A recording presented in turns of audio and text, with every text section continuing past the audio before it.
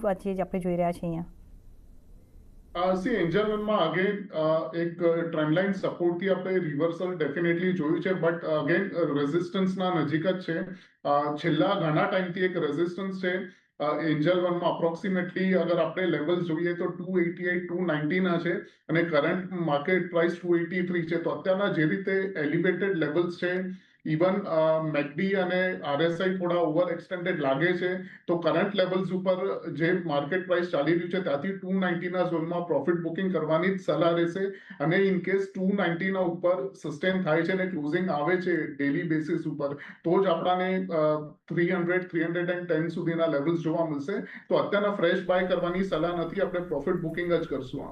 Okay, તો અહીંયા profit booking કરીશું આપણે. જેની પાસે છે એ પ્રોફિટ બુકિંગ કરી શકે છે. 6% આજે આપણે મૂવ જોઈ રહ્યા છે. 290ના લેવલથી સરપાસ થાય છે તો પછી 300થી 310